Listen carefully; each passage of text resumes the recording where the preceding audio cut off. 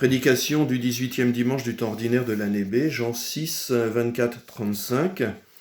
C'est par la grâce que nous sommes sauvés, Éphésiens 2, 8, 9. Pourtant le Christ insiste, travaillez. La grâce de Dieu est là, Dieu donne gratuitement, gracieusement, pourtant nous devons travailler. Et Jésus ajoute une parole surprenante.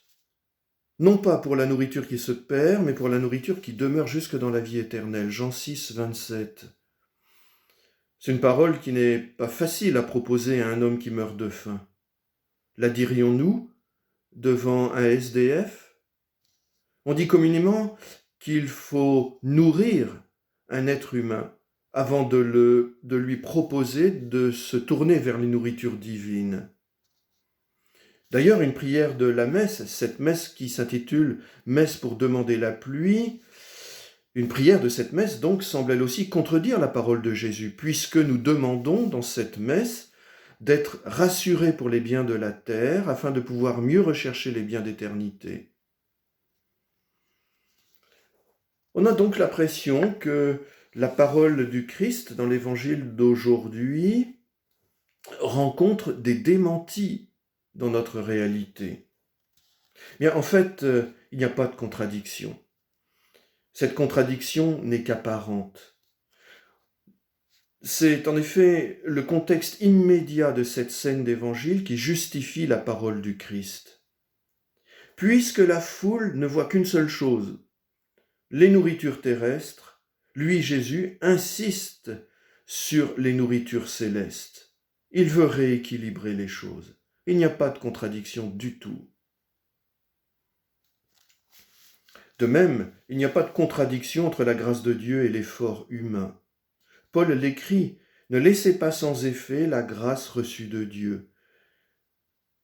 Deuxième épître aux Corinthiens, chapitre 6, verset 1.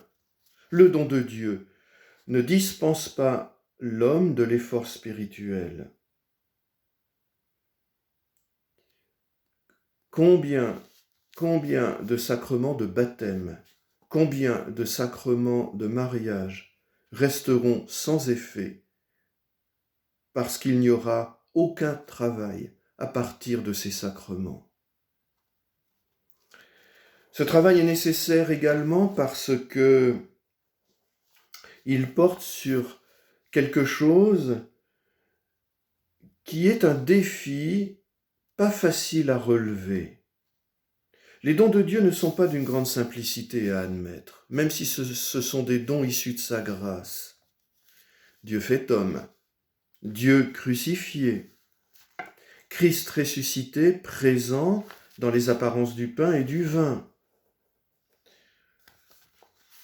Il y a là un travail à accomplir pour parvenir à admettre spirituellement ces dons de Dieu. Et ce travail ne repose pas d'abord sur un effort intellectuel. Saint Thomas d'Aquin, contemporain du roi Saint Louis et grand penseur chrétien, a essayé d'approcher intellectuellement ce que l'on appelle la présence réelle. Et pour cela, il s'appuyait sur les catégories philosophiques de substance et d'accident, venant du philosophe grec Aristote. Moi, ça ne m'a pas beaucoup convaincu.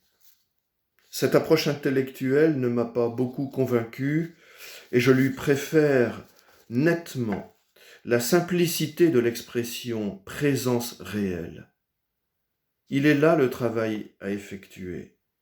Ce travail vise la foi en ce mystère de la présence réelle. Oui, la foi, don gratuit de Dieu, relève aussi du travail de l'homme. Mais comment travailler pour croire davantage ? À la manière dont Paul conseille de travailler à notre salut.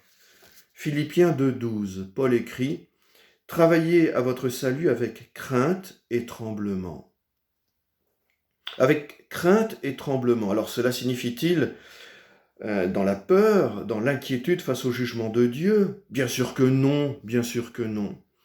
Cette expression « avec crainte et tremblement » exprime un sentiment de révérence, de faiblesse personnelle, d'insuffisance face au mystère à admettre. Travailler à la fois avec crainte et tremblement signifie donc avoir pleine conscience de notre faiblesse de notre incapacité personnelle face au mystère à admettre. Mais là aussi, comment faire?